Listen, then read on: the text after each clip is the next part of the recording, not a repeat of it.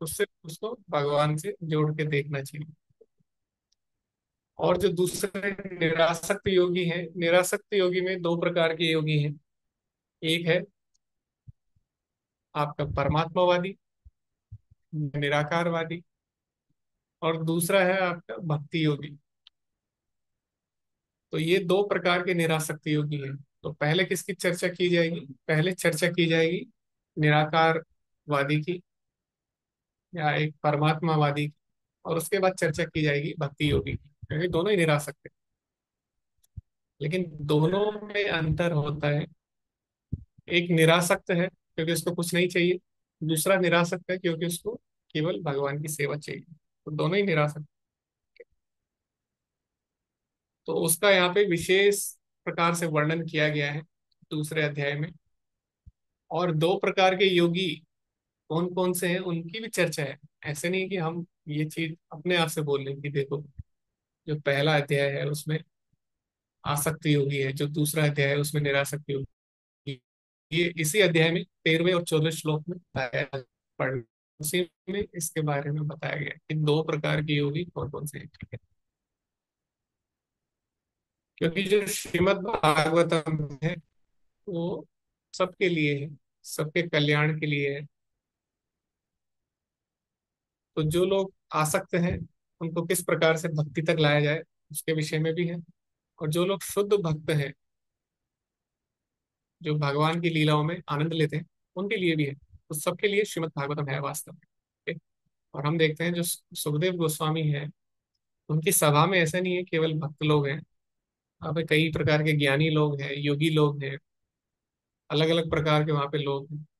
तो सबको भक्ति के बारे में बताना चाह रहे हैं सुखदेव गोस्वामी। तो इसीलिए यहाँ पे हर प्रकार से भक्ति को श्रेष्ठ स्थापित किया गया है, ताकि सभी लोग भक्ति कर सकें। तो ये हम चर्चा की थी पहले भी।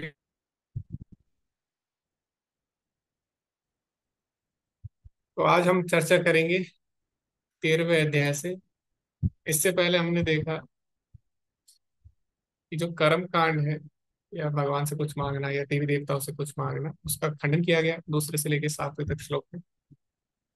और जो वेदों में कर्म कांड की संस्तुति की गई है, तो उसका यहाँ पे निषेध किया गया कि जो वेदों की अलंकारित भाषा है हमें उससे बचना चाहिए, क्योंकि उसमें अधिकतर कर्म कांड के विषय में ही चर्चा हुई है। तो वेदों में तीनों चीजें हैं, ज्ञान कांड है, कर्म कांड है, उपासना कांड है। लेकिन जो प्रधान है वो क्या है? कर्म कांड है, कि कैसे देवताओं को प्रसन्न करके उनसे अलग अलग प्रकार से हम लोग भौतिक सुख प्राप्त कर सकते हैं। तो उसका यहाँ पे खंडन किया गया है। और उसको एक स्वप्न की भांति बताया गया है कि ऐसे इस प्रकार का जो सुख है वो एक स्वप्न की भांति है। और भगवान ने भी भगवत गीता में इस बात को रखा है, त्रैगुण्या विषया वेदा निस्त्रय गुण्यो भवार्जुना निर्द्वंद्व नित्य सत्वस्थो निर्योग क्षेमात्मा। कि जो व्यक्ति वेदों में जो वेदों में जो वर्णित विषय है तीन गुणों से युक्त, उसमें आनंद लेता है, तुम्हें उससे ऊपर उठना चाहिए अर्जुन।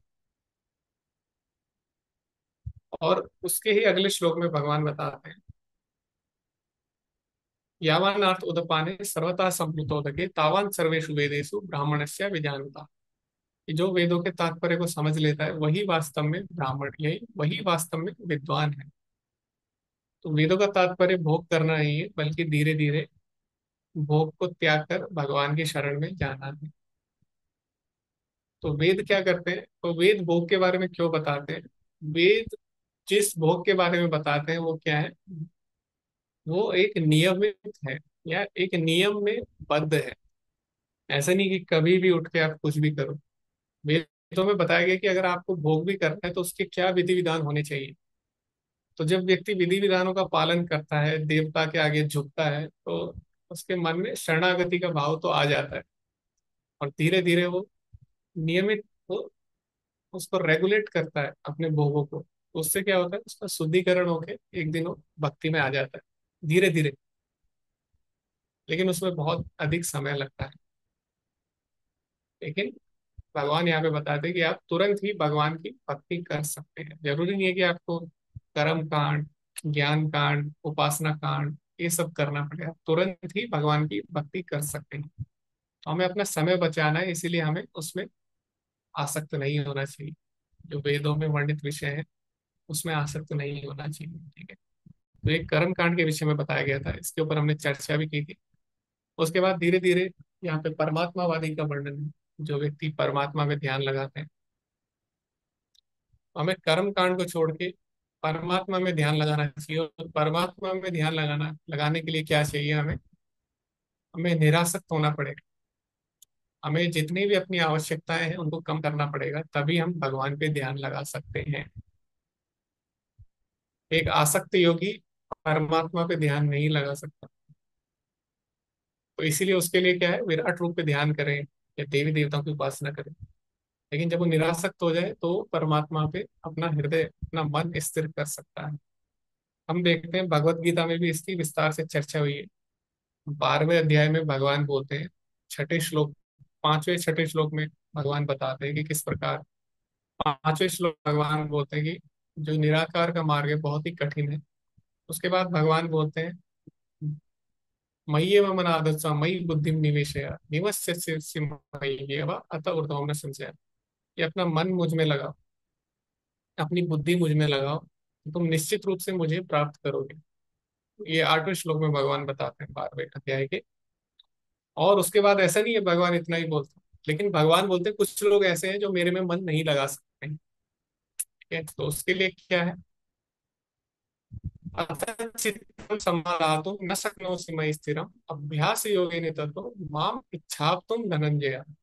लेकिन अगर तुम्हारा मन मेरे में नहीं लगता है तो तुम क्या करो? अभ्यास करो, प्रैक्टिस करो, नियमों का पालन करने का प्रयास करो। तो जब तुम नियमों का पालन अच्छे से करोगे तो एक दिन मेरे में मन लगेगा। तो वैदिक साधना भक्ति करेंगे तभी रागानुगा तक पहुंचेंगे, भगवान बताते हैं।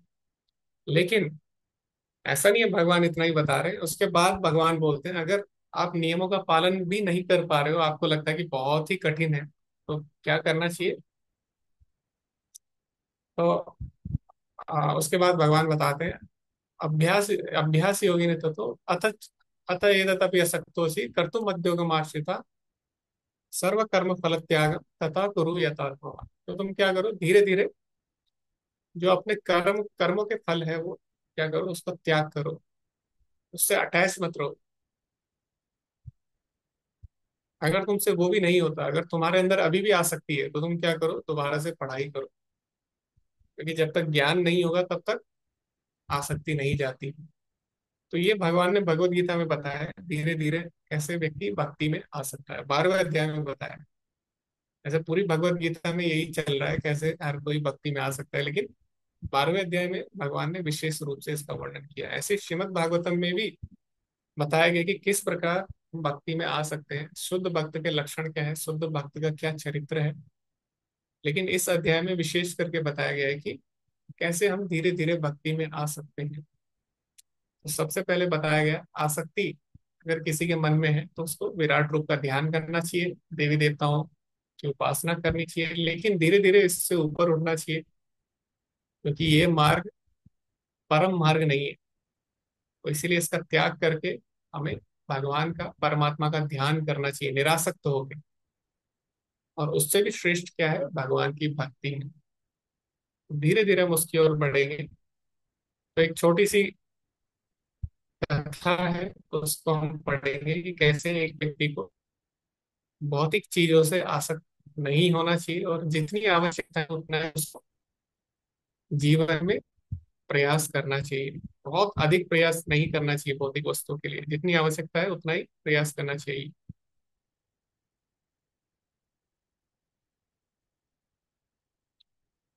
जो कथा पढ़ना चाह रहे हैं ना, हैंड रेस कर सकते हैं, बहुत ही सुंदर कथा है।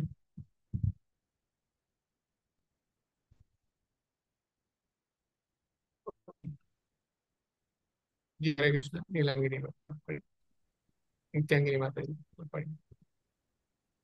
हरे कृष्णा प्रभु जी, प्रणाम। जी अ, हरे कृष्ण। जी, ओम नमो भगवते वासुदेवाय। जीवन की आवश्यकताओं को अनावश्यक रूप से नहीं बढ़ाया जाना चाहिए। रोमस मुनि की कथा। संदर्भ। जी प्रभु। श्रीमद् भागवतम। अच्छा, ठीक है।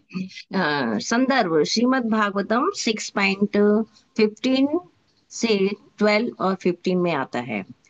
देवताओं द्वारा दैत्यों से युद्ध में विजय प्राप्त करने के तुरंत बाद इंद्रदेव ने अपने भवन का कुछ जीर्णोद्धार करने का निश्चय किया। उन्होंने देवताओं के शिल्पी विश्वकर्मा को बुलाया और उन्हें निर्देश दिए कि वे महल को कैसा बनाना चाहते हैं। कुछ समय बाद विश्वकर्मा अपने घर वापस जाने के लिए बहुत उत्सुक हो गए। इसलिए उन्होंने ब्रह्मा से प्रार्थना की कि वे कोई व्यवस्था करें, क्योंकि इंद्रदेव उन्हें लंबे समय तक वहां रखने वाले थे। तब ब्रह्मा जी ने भगवान विष्णु से प्रार्थना की और भगवान विष्णु ने ऋषि रोमस मुनि के साथ इंद्र के दरबार में आने की व्यवस्था की। रोमस मुनि वहां एक छाता लेकर प्रकट हुए। भगवान ने व्यवस्था की कि जब इंद्र सुन रहे होंगे तब वे मुनि से बातचीत करेंगे। जब विष्णु ने उनकी छाती पर दृष्टि डाली तो उन्होंने पाया कि यद्यपि वह बालों से ढकी हुई थी, फिर भी बीच में एक रिक्त स्थान था। भगवान ने ऋषि से पूछा, महा महान, मुझे बताइए कि आपकी छाती पर इस विचित्र आकृति का क्या कारण है। प्रत्येक ब्रह्मांडीय प्रलय के अंत में मुनि ने उत्तर दिया, एक इंद्र की मृत्यु होती है, और जब एक इंद्र की मृत्यु होती है तो इनमें से एक बाल गिर जाता है, और जब सभी बाल गिर जाएंगे तब मैं वैकुंठ वापस जा सकूंगा। और इस छत्र का क्या कारण है? विष्णु ने आगे पूछा। ऋषि ने उत्तर दिया, मुझे यहाँ किसी भी प्रकार का स्थायी निवास बनाने की कोई आवश्यकता नहीं दिखती, क्योंकि भौतिक संसार में मेरा प्रवास थोड़ा ही है। मैं बस इस छत्र को धारण करता हूँ। तब इंद्र समझ गए कि इस भौतिक संसार में कोई भी स्थायी योजना बनाने का कोई लाभ नहीं है, और इसलिए उन्होंने विश्वकर्मा को मुक्त कर दिया। हरि बोल। तो इस हरे कथा से कृष्ण। क्या समझ में आया आपको? आप शेयर कर सकते हैं? किसी को समझ में आया या क्या यहाँ पे बोलना चाह रहे हैं? शेयर कर सकते हैं। और वेलकम माता जी। जी हरे कृष्ण माता जी। प्रभु जी, मुझे तो यही समझ आया कि ये हमारा स्थायी निवास नहीं है, तो यहाँ पे हम जो भी कर रहे हैं, हमें भगवान के पास जाने के लिए सभी कार्य कर रहे हैं। मेरे को तो यही समझ आता जी। तो यहाँ पे बहुत सारी शिक्षाएं हैं, देखते हैं। जी हरे कृष्ण, पुष्कर पति प्रभु।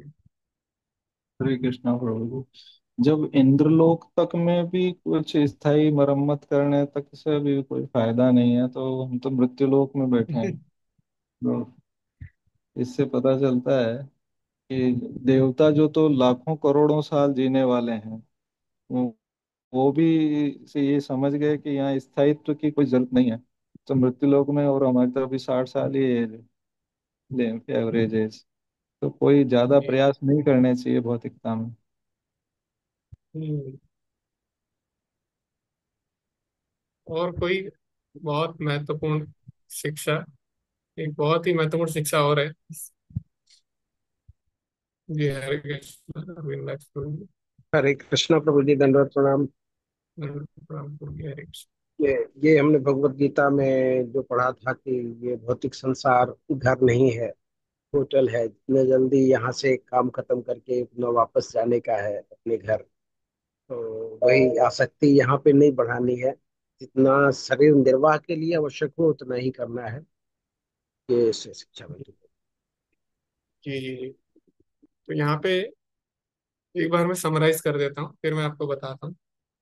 तो यहाँ पे जो इंद्रदेव थे, उन्होंने कुछ जीर्णोद्धार यानी रिनोवेशन जिसको बोलते हैं, उसके लिए विश्वकर्मा जी को बुलाया। लेकिन वो ऐसा बार बार डेली कुछ ना कुछ, आज ये जोड़ दो, आज इसमें एक कमरा और बना दो, आज इसमें ऐसा बना दो, आज इसमें ऐसा कर दो, ऐसे करके बहुत टाइम हो गया, विश्वकर्मा परेशान हो गए, उनको अपने घर जाना था। लेकिन वो इंद्रदेव की इच्छाएं समाप्त नहीं हो रही थी। तो उन्होंने ब्रह्मा जी से प्रार्थना की, ब्रह्मा जी ने विष्णु जी से की। विष्णु जी ने बोला ठीक है, मैं कुछ करता हूँ। तो भगवान विष्णु ने रोमस ऋषि को बुलाया, रोमस ऋषि के साथ बातचीत की इंद्र के सामने। तो रोमस ऋषि की छाती में बाल थे, एक जगह पे बाल नहीं थे, बीच में खाली स्थान था। तो भगवान पूछते हैं कि अरे ये आपके छाती में खाली स्थान क्यों है? तो बोले कि मेरे शरीर के बाल गिरते हैं, और एक बाल गिरता है तो एक इंद्र की मृत्यु होती है, जब एक बाल गिरता है। तो उनको वरदान है रोमस ऋषि को। तो जब एक बार इंद्र मरता है, इतना लंबा समय बाद उनका एक बाल गिरता है, और जिस दिन उनके सारे बाल गिर जाएंगे वो भगवत धाम चले जाएंगे। तो बोले वो तो ठीक है, लेकिन आपके पास ये छाता क्यों है? तो बोले इस संसार में सब कुछ क्षणिक है, ये मैंने देख लिया है। कितना भी इंद्र हो, ब्रह्मा हो, सबको मैंने देख लिया है। तो कुछ भी हमारा नहीं है, नष्ट हो जाना है, तो इसलिए मैं एक छाता लेके चलता हूँ। तो रोमस ऋषि ऐसा क्यों बोले हैं, विशेषकर रोमस ऋषि को ऐसा क्यों बोला? क्योंकि रोमस ऋषि की आयु बहुत लंबी है। तो भगवान ये बताना चाह रहे हैं इंद्र को कि जब रोमस ऋषि, जिनकी आयु इतनी ब्रह्मा जी से भी बड़ी है, जब वो आसक्त नहीं है, तो इंद्र तो कुछ भी नहीं है उनके सामने। इंद्र कुछ भी नहीं है रोमस ऋषि के सामने, इंद्र की आयु कुछ भी नहीं है। जैसे हमारे आगे कीड़े की आयु होती है एक दिन की, ऐसी रोमस ऋषि के सामने एक इंद्र की आयु है।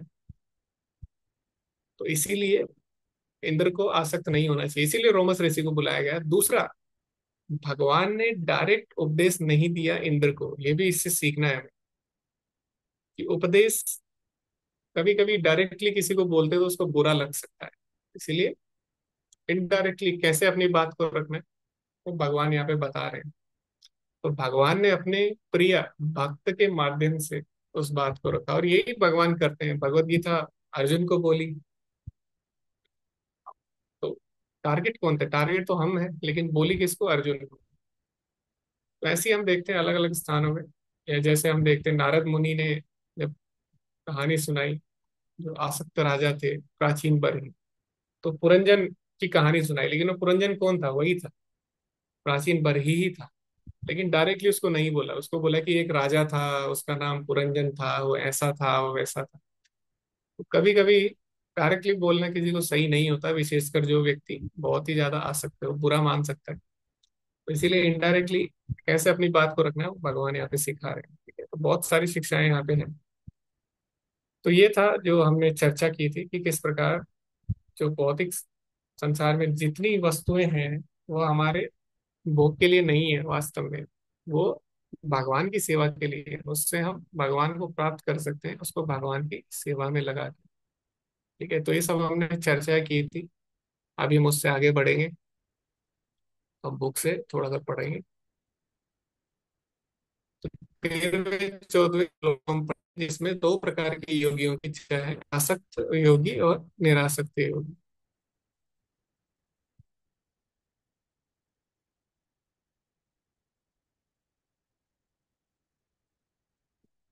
तो जो आसक्त योगी या निरासक्त योगी, तो सबसे पहले यहाँ पे निरासक्त योगी के बारे में बताया है कि जो निरासक्त योगी है उसको किस प्रकार से भगवान का चिंतन करना चाहिए।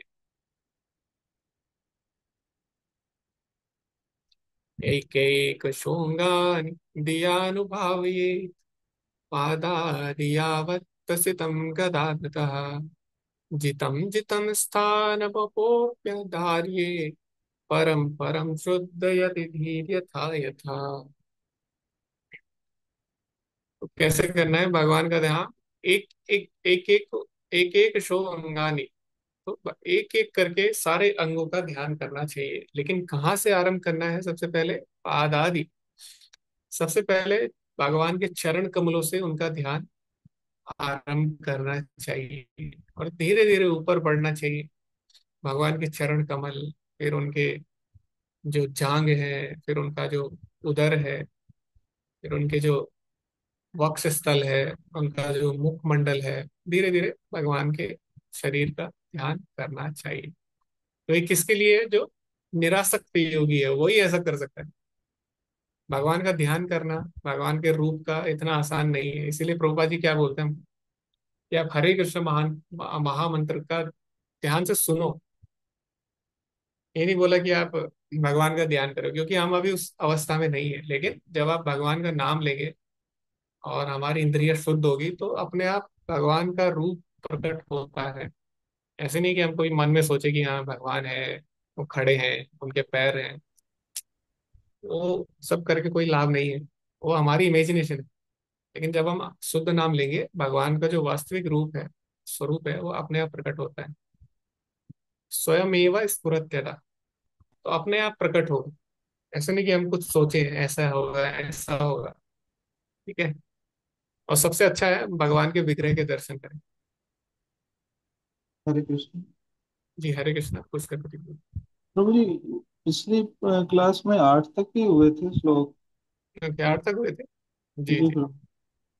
Okay okay. जी जी। तो हम आगे देख लेते हैं।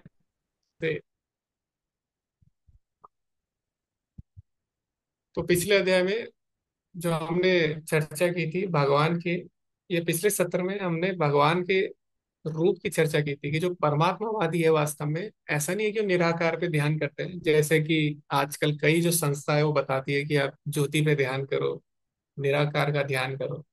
वास्तव में ध्यान का मतलब होता है भगवान के साकार रूप पे। जो भगवान परमात्मा रूप में है, शंख चक्र गदा पद्म लिए उनका ध्यान करना, तो उसके बारे में हमने चर्चा की थी।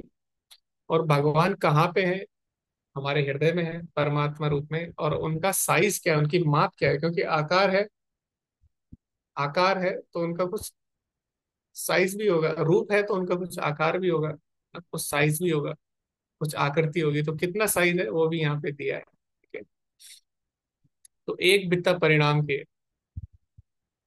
4 हाथों वाले, तो उनमें से प्रत्येक कर्मशः कमल रथ का चक्र शंख गदा धारण किए हुए। तो एक बित्ता होता है आपका, एक जो आप क्या अंगूठा और छोटी उंगली के बीच में अगर आप हाथ को फैलाएंगे जितना गैप, उसको एक बित्ता बोलते हैं। तो ये भगवान का साइज है। ठीक है। परमात्मा रूप में भगवान हमारे हृदय में। तो ये सब यहाँ पे चर्चा दी है। ऐसा नहीं है कि हम निराकार का ध्यान करना चाहिए, ये हमने पिछली बार चर्चा कर ली थी। और उसके बाद उनके सुंदर रूप के बारे में बताया गया है। ठीक है। तो सेम ही सब्जेक्ट है, सेम ही विषय है। प्रसन्न वक्त्रम नलिनायते क्षणम कदम्ब किंजल विशंग वाससम सन्महारत्न हिरण्यमांगदम पुरन्महारत्न किरीट कुंडलम। तो वो क्या है? प्रसन्न मुख वाले हैं, प्रसन्न चित्त हैं भगवान। और उसके बाद उनकी जो आंखें हैं वो कमल की पंखुड़ियों के समान फैली हैं। तो भगवान की जो आंखें हैं कैसे हैं? कमल की पंखुड़ियों जैसी हैं। कमल की पंखुड़ी कैसे होती है? बीच में चौड़ी होती है, फिर किनारे किनारे थोड़ी थोड़ी पतली होती है। ऐसी ही भगवान की आंखें हैं। और उनका वस्त्र कदम पुष्प के केसर के समान पीले रंग का है, जो बहुमूल्य रत्नों से जड़ित है। और इस प्रकार यहाँ पे हिरण्यमान, उनके जो अंग है वो कैसे सोने की तरह चमकते हुए। उनके सारे आभूषण स्वर्ण से निर्मित रत्नों से जड़ित हुए, चमकीला मुकुट तथा कुंडल धारण किए हुए हैं। तो भगवान के यहाँ भी रूप की चर्चा हुई है। ओ नेत्र हृत पंकज कार्णिकालये योगेश्वर स्थापित पाद पल्लवम श्रीलक्षणम कौस्तुभ रत्न कंदरम अमलान लक्ष्म्या वनमालयाचितम। तो भगवान के जो चरण कमल है वो योगियों के कमल सदृश हृदयों के गुच्छों के ऊपर रखे हैं। तो यहाँ पे बताया गया है कि जो योगी हैं वो भगवान के चरण कमलों का ध्यान करते हैं। तो वास्तव में वो योगियों का जो मन है वो हृदय है, वो भगवान के चरण कमलों में रहता है हमेशा। उनके वक्षस्थल पर कौस्तुभ मणि है। ये भगवान का विशेष लक्षण है, क्योंकि कई बार लोग बोलते हैं कि जब भगवान के जैसे किसी को रूप मिल जाता है सारूप्य मुक्ति, तो इसका मतलब ये नहीं हो भगवान बन गया। सारूप्य मुक्ति में भगवान जैसा रूप मिलता है, लेकिन दोनों में अंतर रहता है। चतुर्भुज रूप रहता है जीवात्मा का भी और भगवान का भी सारूप्य मुक्ति में। लेकिन भगवान के पास कौस्तुभ मणि है, और जो जीव है उसके पास कौस्तुभ मणि नहीं रहती है, ये दोनों में अंतर रहता है। और उसमें क्या है, सुंदर बछड़ा अंकित है और उनके कंधों पर अनेक रत्न हैं, उनका पूर्ण स्कंद प्रदेश ताजे फूलों की माला से सुसज्जित है।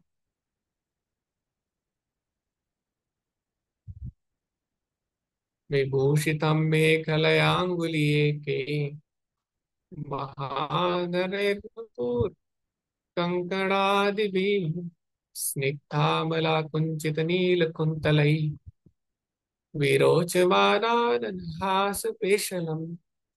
उनकी जो कमर है वो, और उनकी कमर अलंकृत करधनी से सुशोभित है, और उनकी उंगलियों में बहुमूल्य रत्नों से जटित अंगूठियां हैं। उनके नुपुर, उनके कंकण, उनके घुंघराले नीले रंग के चिकने बाल, स्निग्ध मतलब होता है चिकना, उनकी सुंदर मुस्कान है। ठीक है, तो ये सब भगवान के रूप की चर्चा है। ऐसा नहीं कि भगवान का रूप कोई कल्पना है। अगर भगवान का रूप कल्पना होता तो इतना विस्तार से एक एक अंग का वर्णन नहीं होता शास्त्रों में। अधीन लीला हसिते क्षणोल्लसत् भ्रूभंग संसुचित भूर्यानुग्रह इच्छेद चिंतामयमेनीश्वरम् यावन्मनोधारणायावतिष्ठते। भगवान की भव्य लीलाएं तथा उनके हास्यमय मुख्य उल्लासमय चितवन उनके व्यापक वरदानों के संकेत है। अतः मनुष्य को चाहिए कि जब तक ध्यान द्वारा उसका मन भगवान पर स्थिर रखा जा सके तब तक मन को उनके दिव्य रूप में एकाग्र करे। तो जो हमेशा प्रसन्न चित्त व्यक्ति होता है वो, उसका एक लक्षण है कि वो निरासक्त होता है और वो अपने पास कुछ भी नहीं रखना चाहता। तो त्याग जिसके अंदर है वही व्यक्ति प्रसन्न रहता है वास्तव में। जो आसक्त है वो कभी प्रसन्न नहीं रहता। आसक्त व्यक्ति हमेशा टेंशन में रहता है, उसको लगता है कि कहीं उसके पास जो चीज है वो कम ना हो जाए, उसकी वस्तु कोई चुरा ना ले या कोई हड़प ना ले।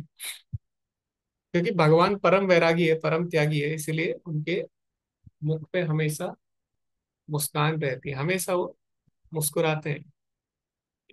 तो यहाँ पे यही बोला गया है, भगवान की जो भव्य लीलाएं तथा उनके हास्य मुख की उल्लास में चितवन उनके व्यापक वरदानों के संकेत है। भगवान अपने भक्तों पर विशेष कृपा करते हैं, उनको सब कुछ दे देते हैं, उनका दास बनने को भगवान तत्पर रहते हैं। तो इसीलिए भगवान परम वैरागी है, इसीलिए हमेशा हास्यमय मुख उनका रहता है। तो ये यहाँ पे बताया गया था। उसके बाद हमने देखा कि जो आसक्त योगी है और निरासक्त योगी, तो सबसे पहले निरासक्त योगी को कैसे भगवान का ध्यान करना चाहिए, एक एक अंग का ध्यान करना चाहिए, उनके चरण कमलों से आरंभ करना चाहिए, और चरण कमलों से आगे धीरे धीरे ऊपर उठ के उनके मुखमंडल तक भगवान का ध्यान करना चाहिए। और ऐसे हम लोग जब आरती करते हैं तो सबसे पहले पहले भगवान के चरण कमलों से आरंभ करते हैं, या जब भगवान के दर्शन करने चाहिए तो सबसे पहले भगवान के चरण कमलों से आरंभ करना चाहिए। ठीक है, क्योंकि जब हम किसी के शरण में जाते हैं तो जल्दी किसी का ध्यान आकर्षित कर लेते हैं। जब हम किसी के सिर पे बैठते हैं तो वो व्यक्ति इतना ध्यान नहीं देता, इतना महत्व नहीं देता। तो इसीलिए भगवान के चरणों में जो है उस पर भगवान जल्दी ध्यान देते हैं। तो इसीलिए बोला जाता है सरेंडर। सरेंडर मतलब सर अंडर, ठीक है, सर नीचे हमेशा भगवान के चरण कमलों की ओर। तभी हम भगवान को सरेंडर हो सकते हैं, जब हमारा सर अंडर यानी नीचे है उनके चरण कमलों में। तो ये यहाँ पे बताया गया है। और जो आसक्त योगी है उनके लिए हम देखते हैं, उनके लिए बोला गया है क्या, यावन जायेत परावरेस्मिना विश्वेश्वरे दृष्टरि भक्ति योग तावत् स्तवीय पुरुषस्य रूपम क्रियावसाने प्रयता स्मरेत।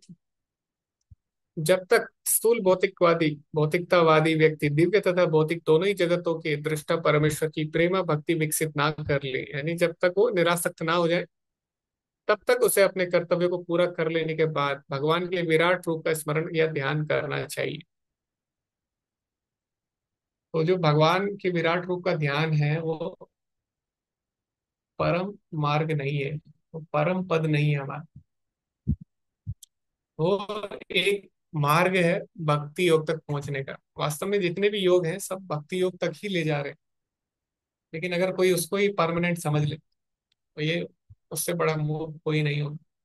तो इसलिए जो आसक्त योगी है, जिनको विराट रूप का ध्यान करने के लिए बोला जाता है, तो वास्तव में धीरे धीरे उनको भगवान की भक्ति की ओर आना चाहिए। जैसे हम देखते हैं भगवान को जब विराट रूप दिखाना था अर्जुन को और उन्होंने दिखाया, तो ऐसा नहीं अर्जुन को बहुत अच्छा लगा। अर्जुन ने बोला भगवान ये क्या है, मैं तो आपके श्याम सुंदर रूप को देखना चाहता हूँ। सुदुर्दशम इदम रूपम दृष्टवानासि माम यथा। भगवान बोलते हैं जो श्याम सुंदर रूप है बहुत ही दुर्लभ है, हर कोई उसको नहीं देख सकता, इसीलिए तुम पहले विराट रूप को देखो। तो भगवान का जो श्याम सुंदर रूप है, भगवान का दिव्य रूप है, उसको हर कोई नहीं देख। सुदुर्दशम इदम रूपम, भगवान बोलते हैं अर्जुन को कि ये बहुत ही दुर्लभ है मेरे द्विभुज रूप को देखना, क्योंकि तुम मेरे भक्त हो इसीलिए तुम मुझे देख पा रहे हो। तो लेकिन जो आसक्त व्यक्ति है, जो आसक्त योगी है, उसको बोला गया कि आप पहले भगवान के विराट रूप का ध्यान करो। तो इस प्रकार दो प्रकार के योगियों की यहाँ पे चर्चा की गई है। ठीक है? और आगे बताया गया कि जो परमात्मा में ध्यान कैसे करना चाहिए उसकी यहाँ पे विधि बताई गई है। तो हम पढ़ते हैं और हम देखते हैं भगवत गीता में भी कुछ कुछ दिया है, लेकिन यहाँ पे बहुत ही विस्तार से दिया है, और हम उसको पढ़ते हैं क्या क्या यहाँ पे दिया है। स्थिरम सुखम चासनमास्थितो यति यदा जिहासुर विमंगल लोकम काले च देशे च मनो न संचय प्राणान्यच्छे मनसा जितासु। हे राजन, जब भी योगी इस मानव लोक को छोड़ने की इच्छा करे तो वह उचित काल या स्थान की तनिक भी इच्छा ना करते हुए सुविधा पूर्वक अविचल भाव से आसन लगा ले और प्राण वायु को नियमित करके मन द्वारा अपनी इंद्रियों को वश में करे। तो यहाँ पे बताया गया है कि सबसे पहले योगी को, अष्टांग योगी को एक स्थान चुनना चाहिए, स्थान का चयन करना चाहिए। भगवत गीता में भी इसकी चर्चा हुई है कि जो ऐसे योगी है उनको एक पवित्र और एकांत स्थान में जाना चाहिए और वहां पे अपना आसन स्थापित करना चाहिए। ठीक है? तो किसी भी क्षण वो ऐसा आरंभ कर सकते हैं, उसके लिए कोई मुहूर्त नहीं है, किसी भी क्षण वो योग का अभ्यास कर सकते हैं।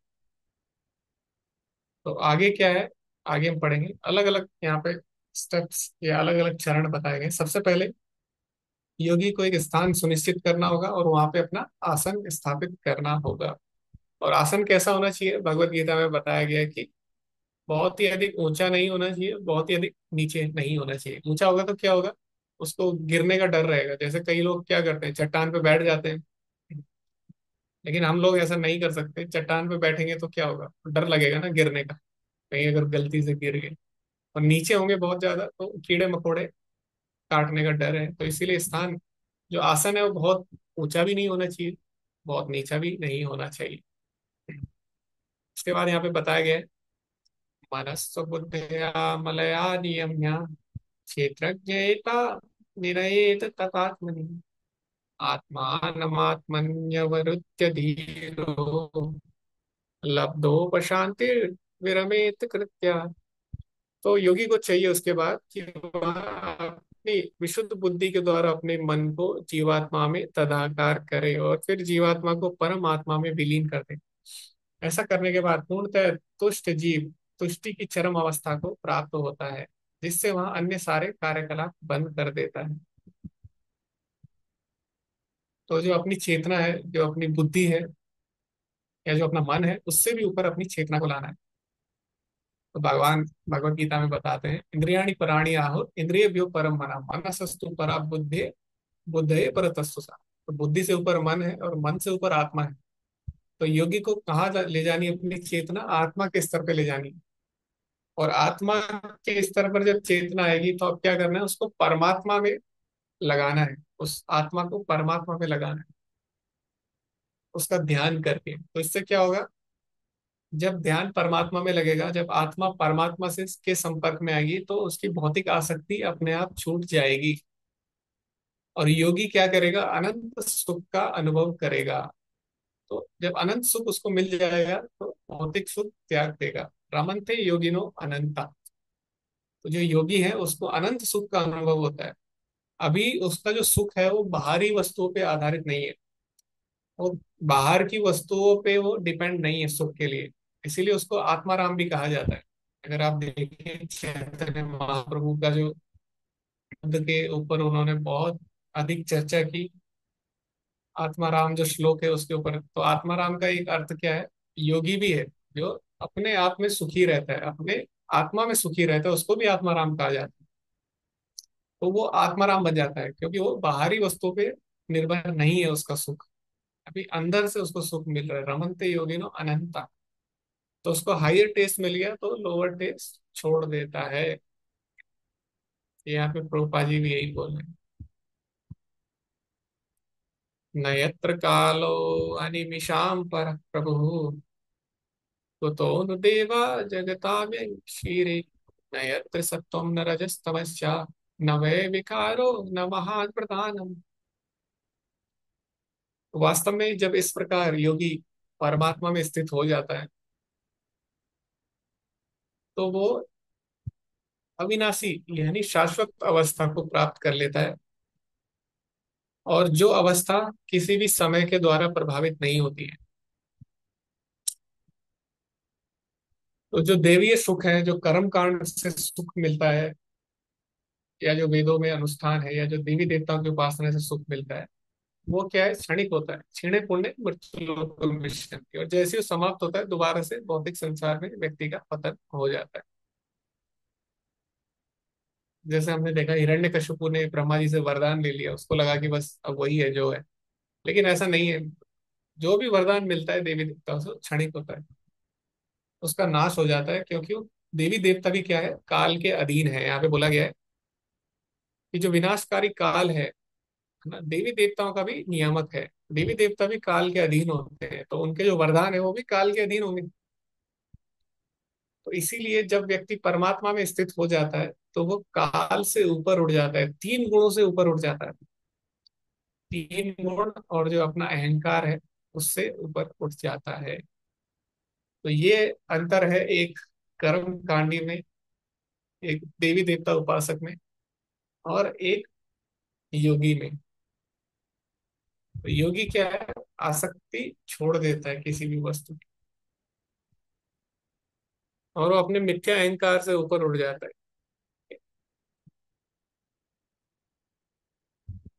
यहाँ पे प्रभुपा जी बोले कि जो निरासक्त योगी है वो दो प्रकार के, एक निर्विशेषवादी है और एक भक्त है। यहाँ पे अभी किसकी चर्चा चल रही है, यहाँ पे निर्विशेषवादी योगी की चर्चा चल रही है। दोनों ही क्या है, संसार से निरासक्त हो जाते हैं, दोनों ही निरासक्त योगी है।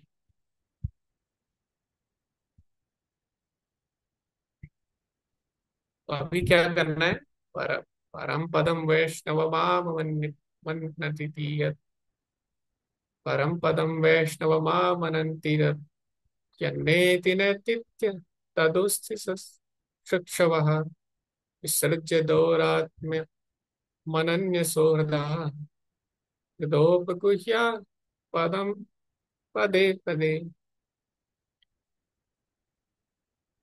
तो योगी को यहाँ पे बताया गया कि कैसे भगवान का ध्यान करना चाहिए। योगी जन ईश्वर विहीन प्रत्येक वस्तु से बचना चाहिए, जो भी वस्तु भगवान से संबंधित नहीं है उसका त्याग कर देना चाहिए, या जो अपने नियम के अनुरूप नहीं है उस वस्तु का त्याग कर देना चाहिए, क्योंकि उन्हें उस परम स्थिति का पता है जिसमें प्रत्येक वस्तु भगवान विष्णु से संबंधित है। अब जो योगी जन है वो हर वस्तु में भगवान का दर्शन करते हैं, लेकिन साथ ही साथ उनको पता है कि कौन सी वस्तु हमारे लिए अनुकूल है, कौन सी प्रतिकूल है। तो जो अनुकूल है वो उसको स्वीकार करते हैं, जो भक्ति के या जो योग के प्रतिकूल है उसका त्याग करते हैं। अतः वह शुद्ध जो कि भगवान से पूर्ण ऐक्य रखता है, जटिलता उत्पन्न नहीं करता, अभी तो भगवान के चरण कमलों को हृदय में धारण करके प्रत्येक क्षण उनकी पूजा करता है, पदे पदे यानी हर क्षण उनकी पूजा करता है। यो मां पश्यति सर्वत्र सर्वं च मयि पश्यति तस्याहं न प्रणश्यामि स च मे न प्रणश्यति। भगवान बताते हैं भगवत गीता में कि जो योगी है वो हर क्षण मुझे देखता है, वो मेरे लिए कभी अदृश्य नहीं है और ना मैं उसके लिए कभी अदृश्य होता हूँ। तो इस यहाँ पे इस पद की चर्चा हुई है, इस स्तर की यहाँ पे चर्चा हुई है। और ऐसा नहीं है कि हर चीज में भगवान को देखना और हर चीज को स्वीकार करना दोनों अलग चीज है। जैसे जो प्रसाद है और एक अन्न है, दोनों में अंतर है। प्रसाद भगवान को अर्पित है और जो साधारण अन्न है वो भगवान को अर्पित नहीं है। तो भगवान का भक्त हर चीज को समान देखता है। इसका मतलब ये नहीं कि वो प्रसाद भी खाएगा और जो भगवान को ऑफर नहीं है वो भी खाएगा, ऐसा नहीं है। तो हर चीज में भगवान को देखता है। इसका मतलब क्या होगा कि वो अन्न में भी क्या सोचेगा कि ये भी भगवान को अर्पित होना चाहिए था। तो हर चीज को देख के वो भगवान का स्मरण करता है। इसका मतलब ये नहीं कि हर चीज स्वीकार करता है, ठीक है। तो कई बार लोग को लगता है कि जैसे कई जो योगी है वो मांस खाते हैं, वो क्या बोलते हैं कि हर हर वस्तु भगवान से जुड़ी है, तो ये गलत है, ठीक है? ऐसे नहीं करना चाहिए। तो हर चीज में भगवान को देखना और हर चीज को स्वीकार करना दोनों ही अलग।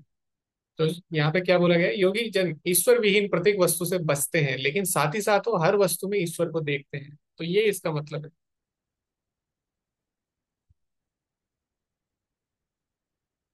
यहाँ पे प्रभुपाद यही बोलते हैं कि ईश्वर का अलग से अस्तित्व नहीं है, ईश्वर है ही नहीं, ऐसे नहीं सोचना चाहिए। जीव ही ईश्वर है, ये सब गलत धारणा है। हर चीज को समान देखने का मतलब ये है कि हर चीज भगवान से जुड़ी हुई है, हर चीज को भगवान की सेवा में लगाना चाहिए, ठीक है। ये इसका मतलब है वास्तव में।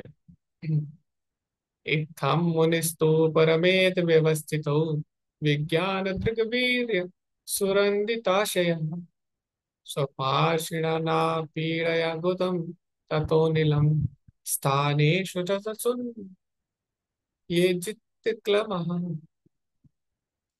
यहाँ पे बोला गया है वैज्ञानिक ज्ञान के बल पर मनुष्य को परम अनुभूति में पूर्ण रूप से स्थिर हो जाना चाहिए और इस तरह समस्त भौतिक इच्छाओं को शमन करने में समर्थ हो जाना चाहिए। मनुष्य को वायु द्वार को पांव की एड़ी से बंद करके तथा प्राण वायु को एक एक करके क्रमशः 6 प्रमुख स्थानों में एक एक करके ऊपर ले जाना चाहिए और तब भौतिक शरीर का त्याग कर देना चाहिए।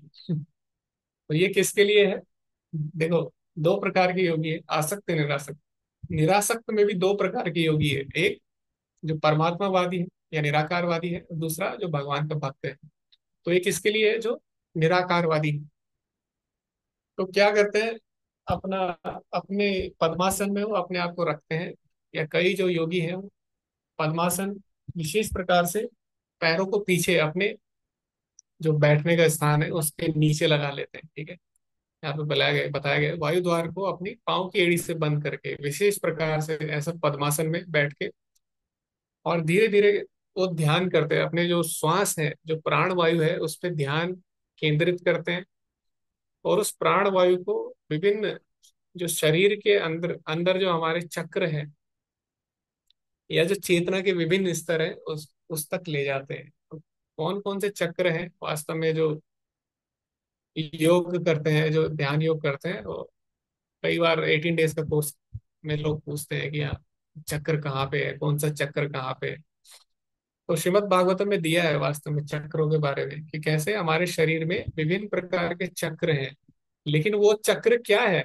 वो चक्र ऐसा नहीं है कि कोई एक चक्र घूम रहा है हमारे शरीर में, नहीं। वो वास्तव में विभिन्न स्तर की चेतना है कि हमारे शरीर में हमारी चेतना किस स्तर पर है। तो वो अलग अलग चक्र मतलब अलग अलग चेतनाओं के स्तर होते हैं। ऐसा नहीं है कि कोई चक्र घूम रहा है जैसे दिवाली में घूमता है ना, क्या बोलते हैं उसको, फिरकी। वैसा नहीं होता, ठीक है। चक्र चक्र मतलब होता है चेतना। मैं एक इमेज शेयर करूंगा आपके साथ, शायद आप उसे समझ पाए। तो मैंने ये सर्च किया था, यहाँ पे प्रभुपाद जी भी लिख रहे हैं अलग अलग चक्र के बारे में। तो सबसे नीचे कौन सा चक्र होता है आप देख सकते हैं यहाँ पे पद्मासन में एड़ियों के नीचे दबा हुआ है हमारे जो वायु द्वार है, उसमें जो चक्र है उसको मूलाधार चक्र बोला जाता है। मूलाधार चक्र का मतलब है सबसे निम्न स्तर की जो चेतना है उसको दर्शाता है। क्योंकि मूलाधार चेतना में क्या है, व्यक्ति की जो चेतना है वो बहुत ही निम्न स्तर पे है, यानी उसकी चेतना मैथुन तक ही सीमित है, जैसे जानवर में होता है।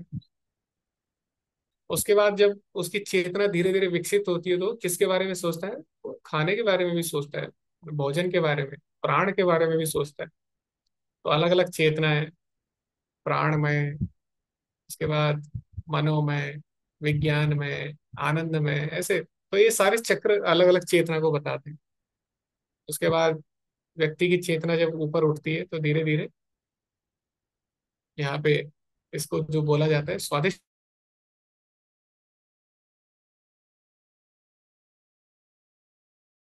प्राण, प्राणमयी चेतना से ऊपर उठ के ऊपर उठ जाता है थोड़ा।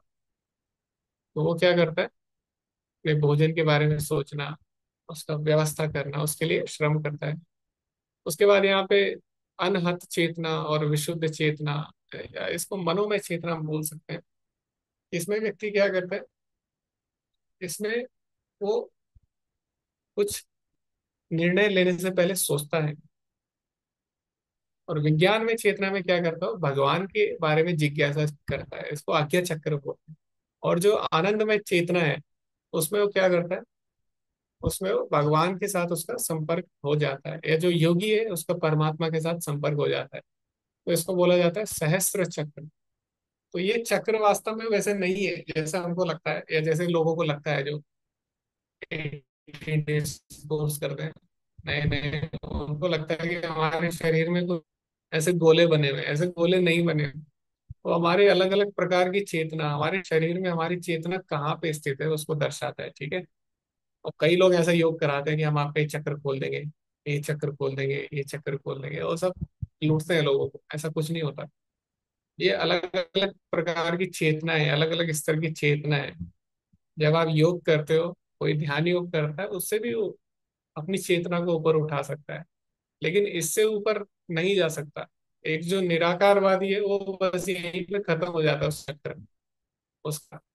लेकिन जो भक्त है उसका जो है यहाँ तक नहीं होता, उससे भी ऊपर भगवत भगवान की सेवा में जाना चाहता है, ठीक है। इसीलिए इस शरीर से बाहर भी कुछ है। इस जो आनंद में चेतना है, वास्तव में आनंद में चेतना का जो निम्न स्तर है वो यही है, ब्रह्म में लीन हो जाना।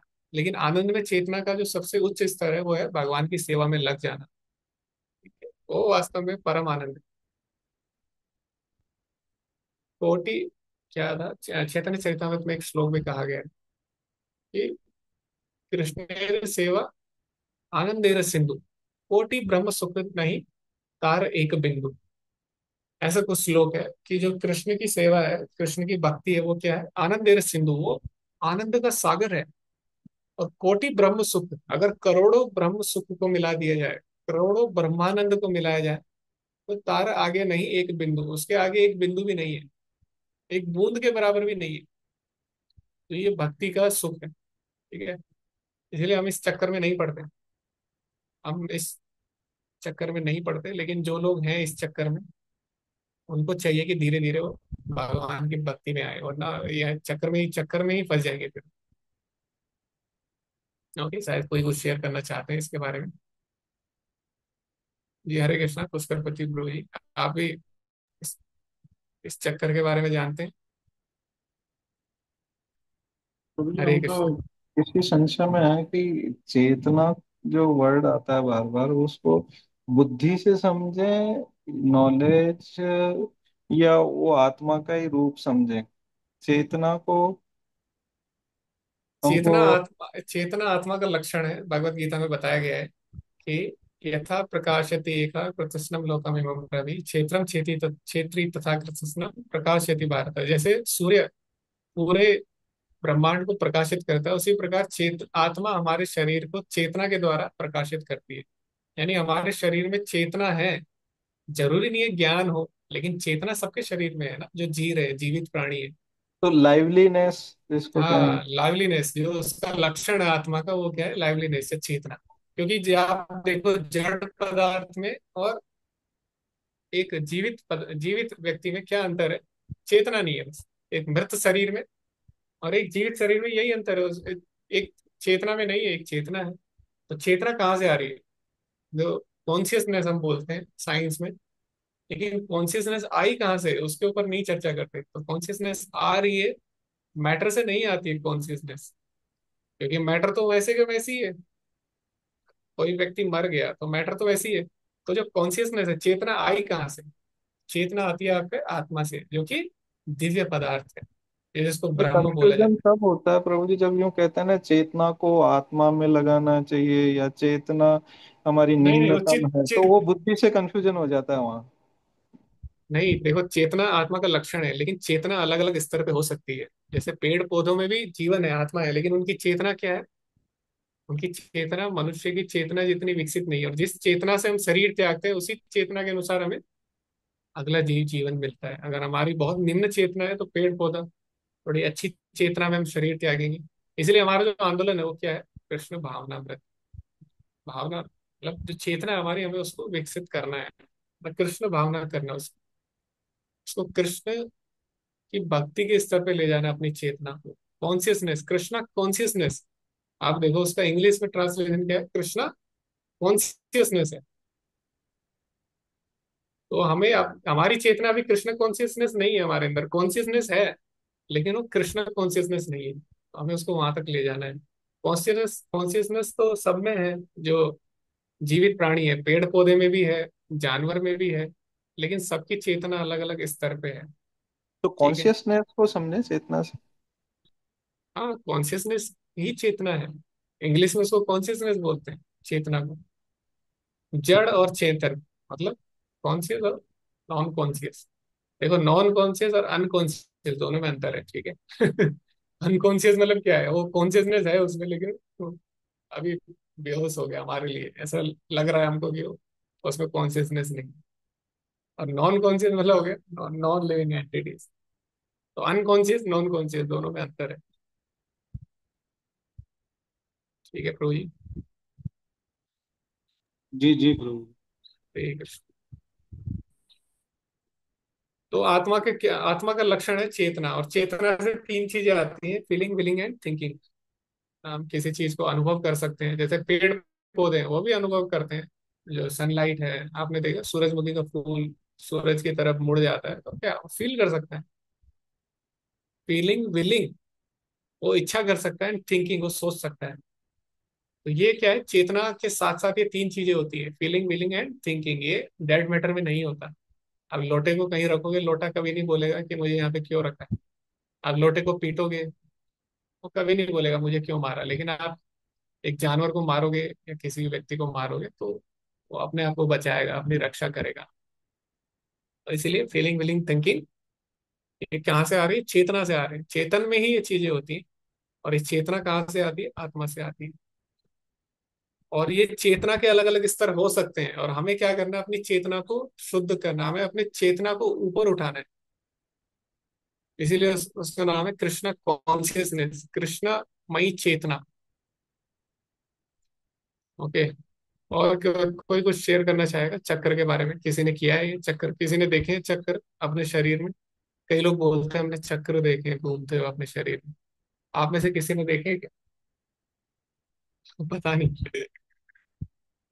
तो आपने सुना होगा एक, नाम भूल गया मैं उसका, क्या था वो, 10 दिन का योगा कराते हैं और एकांत स्थान में ले जाते हैं, और विपासना विपासना विपासना सुना है किसी ने? और वहां पे वो लोग यही करते हैं, और चक्कर वक्र पे ध्यान देना, ये सब करना। और उससे ऐसा नहीं है, उसका प्रभाव नहीं है, उसका प्रभाव भी पड़ता है, प्रैक्टिकल है। और ये बुद्धिज्म, रविशंकर वाले लोग हैं प्रभु जी है।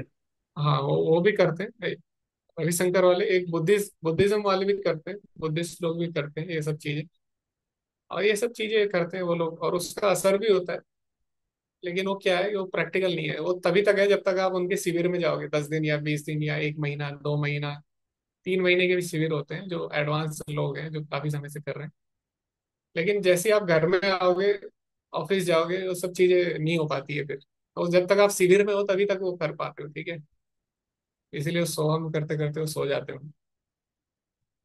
क्योंकि वहां पे शिविर में क्या होता है, वो ऐसे ही खाना देंगे आपको थोड़ा थोड़ा।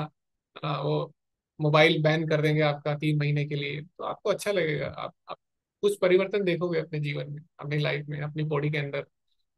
लेकिन जैसे ही आप उससे बाहर जाओगे, वो सब चीजें खत्म हो जाती है। वो कलयुग में इतना प्रभावशाली सबके लिए प्रैक्टिकल नहीं है, ठीक है। ऐसा नहीं है कि प्रैक्टिकल नहीं है, सबके लिए प्रैक्टिकल नहीं है। हमें ये समझना चाहिए। ये हरे कृष्णा सनत प्रभु जी, आपने किया है कि? हरे कृष्णा हाँ, प्रभु सनत जी। सनत प्रभु जी ने किया है। जी जी जी, हरे कृष्ण। ये जो है चक्र जो है, ये जी मतलब कि प्राणायाम करने के पश्चात ही प्राप्त हो सकती है। लेकिन ऐसा है कि आजकल के जो भी पुरुष हैं जो कि योगा व्यायाम करते हैं, प्राणायाम करते हैं या आसन करते हैं, तो उनको कंसंट्रेशन नहीं हो पाता है पर। अब हाँ आज। कंसंट्रेशन नहीं होने पर जो है, ये 8 चक्र जो एक ही सीध में है, एक ही सीध में है, जैसे कि मणिपुरम है, तो मणिपुरम को सोलर प्लेक्सिस भी कहा जाता है। जब किसी को डिसेंट्री हो जाता है तो सोलर प्लेक्सिस के द्वारा उसको ठीक किया जा सकता है। और पहले के जो ऋषि मुनि जो थे, तो वो 8 चक्र को एक सीध में अपने कंसंट्रेशन के द्वारा जो है वो ठीक करते थे, जिस कारण से उनको कुंडली जागरण होता था। कुंडली जागरण का अर्थात मतलब क्या हुआ कि वे दूर की वस्तु को आसानी से देख सकते थे और बोलते थे। ये तो पहले के ऋषि और मुनि में ऐसा गुण था, आजकल के आदमी में ऐसा नहीं। हरे जी, कृष्णा। वास्तव में इससे क्या होता है, इससे आपको कुछ विशेष सिद्धियां मिलती हैं, और अभी हम पढ़ेंगे, यहाँ पे लिखा है भागवतम में, ठीक है। ये ऐसे जो योगी ऐसे करते हैं उनको कुछ सिद्धियां मिलती है। तो प्रभुपाद जी भी लिखेंगे अभी अलग अलग प्रकार की सिद्धियों के बारे में। तो जो प्रभु जी बोल रहे हैं वो दूर की चीज देखना, ये सब सिद्धियों का भाग है, ठीक है। तो आगे सिद्धियां मिल जाती है उनको, कोई बड़ी बात नहीं है। नाभ्याम स्थितम हृदयादिरोप्य तस्मा दोदान गत्यो रसितम नयेन मुनि ततो अनुसंध्याय धिया मनस्वी स्वतालुमूलम शनकैर्। ये तब ध्यान मग्न भक्त को चाहिए कि वह प्राण वायु को धीरे धीरे नाभि से हृदय में, हृदय से छाती में तक ले जाए। उससे बुद्धि से समुचित स्थानों को ढूंढ निकालना चाहिए। तो अपने शरीर में विभिन्न जो स्थान बताए गए हैं वहां पे अपनी चेतना को धीरे धीरे, अपनी जो प्राण वायु है वहां पे ध्यान लगाते हैं वो लोग, ठीक है। अपनी प्राण वायु को धीरे धीरे अपने शरीर के विभिन्न अंगों से घुमा के धीरे धीरे अपनी जो प्राण वायु उसको नियंत्रित कर लेते हो। और जो योगी है वो कैसे अपना शरीर त्यागते हैं, यहाँ पे पिछले श्लोक में हमने देखा। वो एक एक करके ऊपर ले जाए, तब भौतिक शरीर का त्याग, ब्रह्मरंध्र से उनके प्राण निकलते हैं। यानी जो, जहाँ पे हम चोटी बांधते हैं उसको ब्रह्मरंध्र बोलते हैं। तो जो योगी जन है जब उनका अंतिम समय आता है, वो अपने इस प्राण वायु को नियंत्रित करके ध्यान लगा के और ब्रह्मरंध्र से वो अपना शरीर त्याग लेते हैं, वो निकल जाते हैं शरीर से। तो ऐसा वो योग के कारण कर पाते हैं। आज भी बहुत सारे लोग ऐसा करते हैं, जब वो अपना शरीर त्यागते हैं, समाधि इसको बोला जाता है, तो वो लोग क्या करते हैं, एक बिछा लेंगे कुशाग्रास का, और वहां पे ध्यान करके धीरे धीरे अपने जो चेतना है उसको शरीर से बाहर ब्रह्मरंध्र पे स्थित करके, और वहां से वो अपना शरीर त्याग देते हैं, ठीक है। तो ये सब योगी लोग करते हैं। तस्मात् भ्रुवोरनन्तरम् उन्नयेता निरुद्ध सत्ताय तनोनपेक्षा चित्वा मुहूर्तादरम पुंड दृष्टि निर्भित्य मूर्धन विसर्जित परम गति। तत्पश्चात भक्ति योगी को अपनी प्राण वायु दोनों भुवों के मध्य में लाना चाहिए, और तब प्राण वायु के सातों बहिर्द्वारों को बंद करके उसे भगवत धाम वापस जाने का अपना लक्ष्य बनाना चाहिए। यदि वह भौतिक भोग की सारी इच्छाओं से मुक्त है, तब उसे ब्रह्मरंध्र तक पहुंचना चाहिए।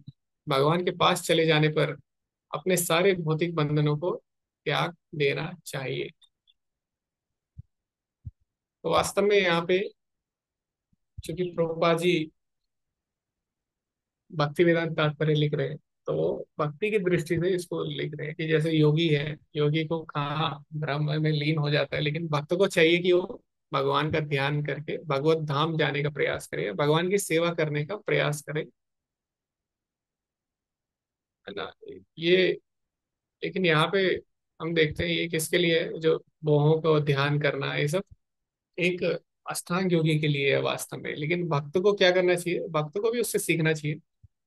ऐसा नहीं है कि जो चीजें हैं वो केवल अष्टांग योगी के लिए ही है, जैसे कि समय से खाना चाहिए, युक्त आहार विहारस्य युक्त चेष्ट से कर्मसु, कि नियमों का पालन करना चाहिए और अपने सोने खाने में नियमित होना चाहिए। ऐसा नहीं हो केवल अष्टांग योगी के लिए, वो भक्ति के लिए भी है।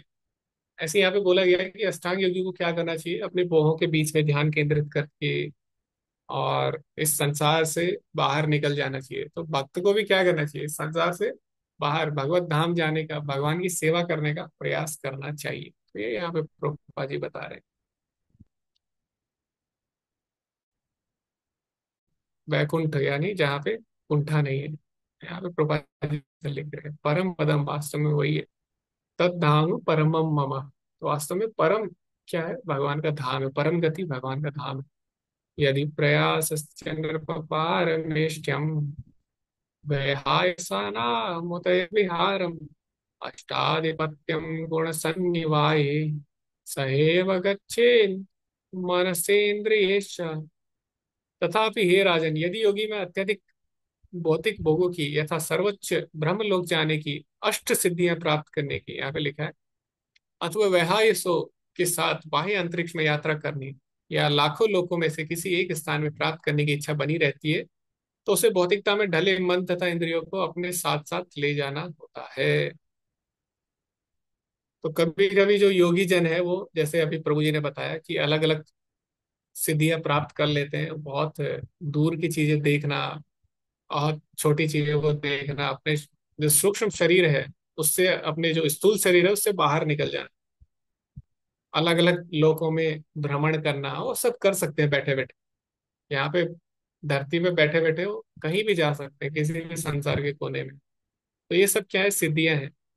लेकिन ऐसा नहीं है, इसका मतलब ये नहीं कि वो मुक्त हो गए। तो अभी भी क्या है, स्थूल शरीर उनके साथ है, अभी दिव्य शरीर उनको प्राप्त नहीं हुआ। क्यों नहीं प्राप्त हुआ? क्योंकि अभी भी उनको कुछ इच्छाएं बनी हुई है, अभी भी वो भौतिक संसार से जुड़े हैं। तो इसीलिए स्थूल शरीर के साथ विचरण कर सकते हैं, लेकिन अपने आध्यात्मिक शरीर को प्राप्त नहीं कर पाते। वो स्थूल शरीर के साथ ही घूमते रहते हैं अलग अलग लोकों में, कभी चंद्रलोक में, कभी सूर्यलोक में। लेकिन फिर भी क्योंकि उनकी आसक्ति बनी हुई है, इसीलिए उस स्थूल शरीर को लेके उनको घूमना पड़ता है, यानी अभी वो पूरी तरह मुक्त नहीं हुए हैं। यहाँ पे प्रभुपाद जी बता रहे हैं कि जो ऊपर के लोक है उसमें अनेक अनेक भौतिक सुविधाएं हैं। जैसे इंद्रलोक या स्वर्गलोक में अनेक अनेक वर्षों तक व्यक्ति भोग कर सकता है। उसके जो इंद्रियां हैं वो वह उसी प्रकार से बनी है, जैसे यहाँ पे संसार में क्या है, आप 50,000 कमा लो, आप 1 लाख कमा लो, या आप 5 लाख कमा लो, आप जितना खाते हो उतना ही खाओगे। ऐसा नहीं है कि जो 5 लाख कमा रहे हो 10 रोटी खा रहा है, जो 10 लाख कमा रहे हो 20 रोटी खा रहा है, ऐसा कुछ नहीं है। सब सबकी भूख जितनी है उतना ही खा सकते हैं ना, या एक सीमा है, जितना उतना ही खा सकते हैं, उतना ही भोग, उतना ही सो सकते हैं, उतना ही सब कर सकते हैं जितने भी भोग है। लेकिन जो स्वर्ग लोग हैं वहां पे अनलिमिटेड, आपको कोई रिस्ट्रिक्शन नहीं है, आप कितना भी कर सकते हो, कितना भी खा सकते हो, कितना भी सो सकते हो, कितना भी भोग कर सकते हैं। इसी प्रकार जो ऊपर के जितने लोग हैं वहां पे भी क्या है, सुविधाएं बढ़ती जाती है और बढ़ती जाती है। तो जो योगी जन है उनका, वो क्या है, इससे भ्रमित हो जाते हैं, क्योंकि उनको ऐसा शरीर प्राप्त हो गया कि वो हर जगह जाके वो कुछ भी कर सकते हैं। तो वो भूल जाते हैं अपने जो वास्तविक उद्देश्य है उसमें, उससे भटक जाते हैं। योगी का वास्तविक उद्देश्य था भगवान को प्राप्त करना, लेकिन उसको इतनी सिद्धियां मिल जाती है कि वो भटक जाता है। वो सिद्धियां कौन कौन सी है? अष्ट सिद्धियां हैं मुख्यतः। जैसे हम बोलते हैं हनुमान चालीसा में भी, अष्ट सिद्धि नवनिधि के दाता। तो हनुमान जी के पास भी अष्ट सिद्धियां हैं, लेकिन हनुमान जी ने कोई योग नहीं किया है, हनुमान जी ने भक्ति योग किया है, ऐसा अष्टांग योग नहीं किया उन्होंने। तो जो लोग भक्ति योग करते हैं, सिद्धि, ज्ञान, वैराग्य, ये सब अपने आप आ जाता है। वासुदेव भगवती भक्ति योगा प्रयोजिता जनियता सुवैराग्यम ज्ञानम च तद अहेतुकम। जो भगवान की भक्ति कर रहा है उसमें ज्ञान वैराग्य अपने आप आ जाता है। और ऐसा नहीं कि ज्ञान की प्रैक्टिस कर रहा है, वैराग्य की प्रैक्टिस कर रहा है, ऐसा कुछ नहीं है। भक्ति के अंग में ज्ञान वैराग्य नहीं है, 64 अंग में। ठीक है, ज्ञान वैराग्य भक्ति का बाई प्रोडक्ट है। इसी प्रकार जो सिद्धियां हैं, सिद्धि भक्त के अंदर है। आप देखो, अगर भक्त ने कोई बात बोल दी वो होगी ही होगी, क्योंकि भगवान भक्त की लाज रखते हैं। प्रहलाद महाराज ने बोला खंबे के अंदर भगवान है, तो भगवान है। हिरण्यकशिपु ने चैलेंज किया कि अगर भगवान है खंबे के अंदर तो उसको आना पड़ेगा। तो भगवान क्यों आए? भगवान हिरण्यकशिपु के लिए नहीं आए, भगवान अपने भक्त की लाज रखने के लिए आए। तो भक्त ने बोल दिया तो होगा ही होगा, यानी वो भी एक सिद्धि हुई ना। जैसे सिद्धि सिद्धि किसी लोगों के पास सिद्धि होती है, जो बोलते हैं हो जाता है, तो भक्त के पास है। भक्त ने जो बोला वो होगा ही होगा, क्योंकि भगवान उसके साथ है। तो हम देखते हैं पांडवों ने अलग अलग प्रण लिए थे, और भीष्म देव ने प्रण लिया कि मैं भगवान से हथियार उठा के रहूंगा।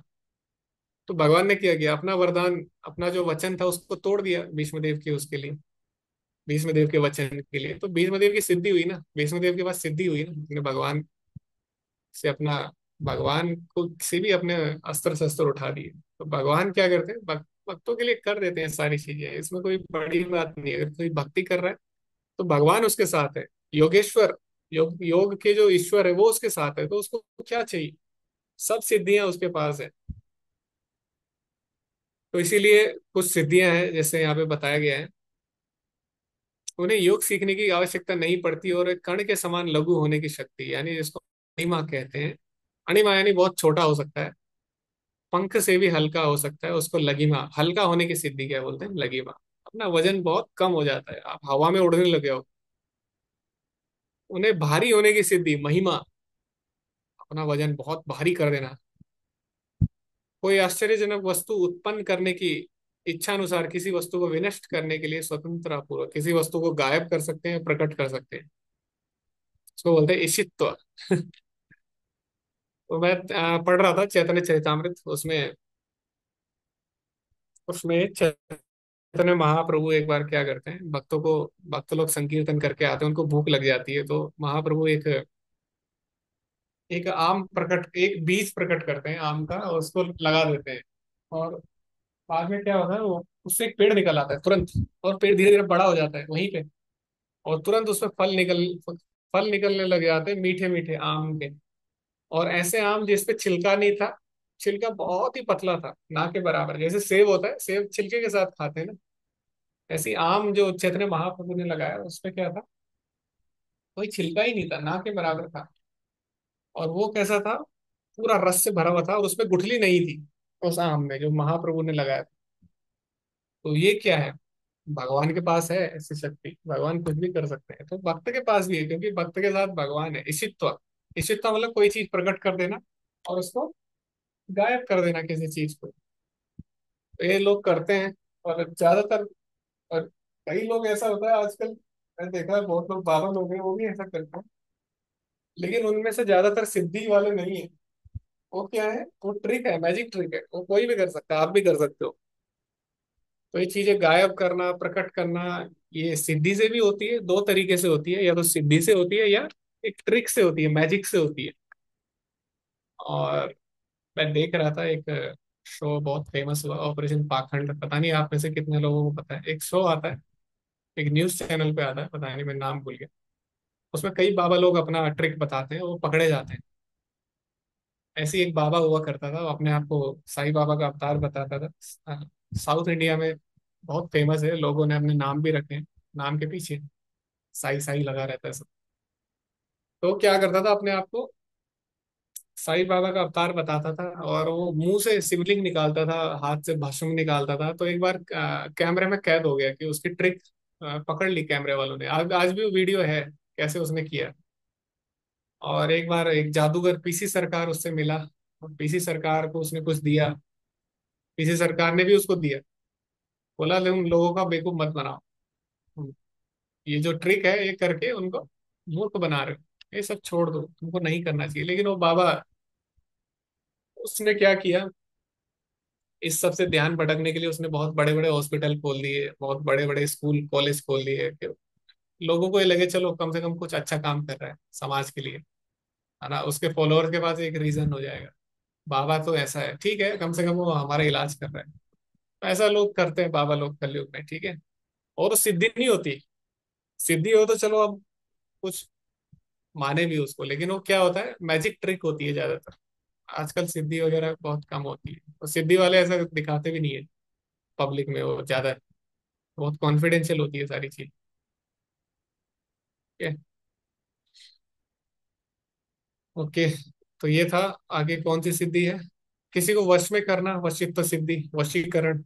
आजकल लिखा रहता है बस में, आप कहीं जाओगे वशीकरण। पता नहीं वो सच होता है कि नहीं, लेकिन एक वशीकरण करने की भी सिद्धि होती है। किसी भी इच्छा के विफल ना होने की सिद्धि, प्राक काम्य सिद्धि। ये एक बार जो काम करने जा रहे हो के ही रहेगा, ऐसी भी सिद्धि होती है। जैसे रावण ने भी देवी की पूजा की थी, और वो अगर हो जाती, लेकिन वो हो नहीं पाई किसी प्रकार से। हाँ, तो ऐसी सिद्धियां हैं। उसके बाद कोई भी रूप धारण करना, कोई भी सुंदर रूप हम देखते हैं।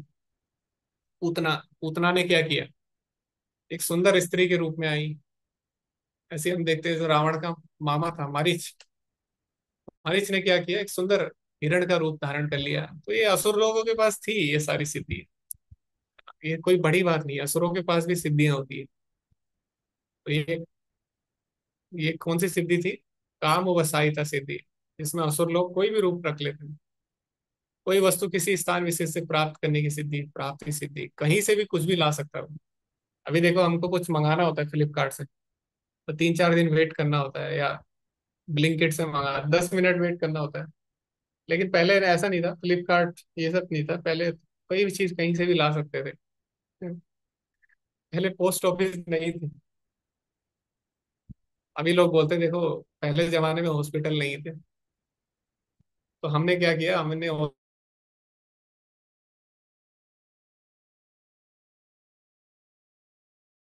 आपको क्या लगता है, पहले हॉस्पिटल नहीं थे, अभी हमारे पास हॉस्पिटल है, अच्छी सुविधाएं हैं, तो कौन एडवांस हुआ, पहले के लोग या हम लोग?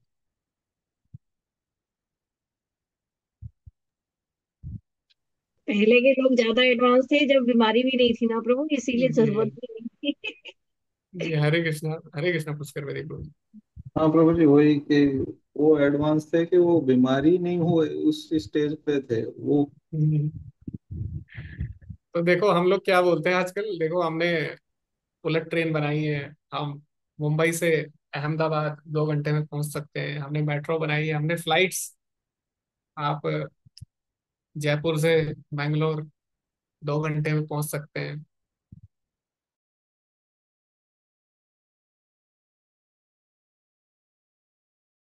जरूरत नहीं पड़ती, वो कहीं भी जा सकता है, कुछ भी ला सकता है, कुछ भी मंगा सकता है, कोई भी रूप बदल सकता है। अभी हम प्लास्टिक सर्जरी हमने इन्वेंशन किया, हम सोचते हैं कितना बड़ा हमने तरक्की कर ली। देखो हम बूढ़े को भी हम जवान बना सकते हैं, लेकिन वो जरूरत ही नहीं है, वो रूप ही नया रख लेगा। तो पहले लोग ज्यादा एडवांस थे, पहले ज्यादा उनका अधिक। असुर लोग थे, वो भी कुछ ना कुछ तपस्या करते थे। ऐसे नहीं है कि उनको ऐसी सिद्धियां मिल गई हो, कुछ तो उन्होंने किया ना, ऑस्टेरिटी, कुछ तो उन्होंने नियमों का पालन किया होगा। तो पहले लोग बहुत अच्छे से नियमों का पालन करते थे, शुद्ध जीवन जीते थे, उनके पास समय भी था। हजारों हजारों वर्ष, ऐसे नहीं है कि एक दिन में आ गई सिद्धि। अनेक साल प्रयास करने के बाद, सालों साल, तब जाके उनको सिद्धियां मिलती है। एक वाक सिद्धि होती है, ऐसा बोला जाता है कि कोई अगर झूठ नहीं बोलता 12 साल तक, तो उसको वाक सिद्धि मिल जाती है। ठीक है, वाक सिद्धि मतलब जो आप बोलते हो जाता है। शायद यहाँ पे एक दिन सनत प्रभु जी भी बता रहे थे, उनके पास भी एक ऐसे वाक सिद्धि थी। हरे कृष्णा, सनत प्रभु जी आपके पास थी या अभी है? हाँ, हरे कृष्णा प्रभु जी, दंडवत प्रणाम। हाँ, बोल रहे हैं, जय सही कृष्णा बात प्रभु है। जी। हाँ, जी सही जी। बात है। हम्म। ऐसा तो होता वैसा है। हो जाता है, ऐसा काफी प्रैक्टिस के बाद हो सकता है ऐसा। बिल्कुल बिल्कुल होता है प्रभु जी। जी जी जी। तो ऐसा नहीं है ये सब चीजें झूठ है। देखो आप ही के ग्रुप से प्रभु जी हैं, उन्होंने इसको प्रैक्टिस किया है वाक सिद्धि का। तो ऐसे बहुत सारी सिद्धियां हैं। और मैं तो प्रभु जी से बोला था कि आप प्रार्थना करें हमारे लिए कि हम भगवान के भक्त बन जाए। तो वो हमें बस यही चाहिए, उनकी बात हो जाए। तो आप भी प्रभु जी से प्रार्थना करें कि हमारे लिए भक्ति मांगे भगवान से। क्योंकि देखो सिद्धि, ये सब चीजें इसीलिए होती थी कि हम भगवान की सेवा कर सके। हनुमान जी के पास सिद्धियां हैं, तो ऐसा नहीं यूज नहीं किया उन्होंने, भगवान की सेवा के लिए यूज किया। तो अगर किसी के पास कोई सिद्धि है, तो उसको भगवान की सेवा में लगाना चाहिए। ठीक है, वरना क्या होता है, उस सिद्धि से ही उसका नाश हो जाता है। जैसे भस्मासुर ने क्या किया, अपने वरदान से अपना ही नाश कर दिया ना, अपने ही सिर पे उसने रख दिया हाथ। ऐसी सिद्धियां भी वैसी है, बहुत पावरफुल है। इससे व्यक्ति का नाश हो सकता है बहुत जल्दी, अगर ये भगवान की सेवा में नहीं लगती है। ठीक है। ओके, तो यहाँ पे बताया गया है कि योगेश्वराणाम गतिमाहुरंता बहिस्त्रिलोक्या पवनांतरात्मनाम न कर्म विस्ताम गतिमाप्नुवन्ति विद्या तपो योग समाधि भाजा। योगियों का संबंध आध्यात्मिक शरीर से फलस्वरूप अपनी भक्ति, तपस्या, योग शक्ति तथा दिव्य ज्ञान के बल पर वे भौतिक जगत के भीतर तथा बाहर अभाग रूप से विचरण कर सकते हैं। देखो ये भी एक सिद्धि है, ऐसे विचरण कर सकते हैं कहीं। किंतु सकाम कर्मी या निपट भौतिकवादी इस तरह मुक्त भाव से कभी विचरण नहीं कर सकते। लेकिन जो देवताओं की पूजा करेंगे और जो लोग कर्म कांडी है, वो लोग ऐसा नहीं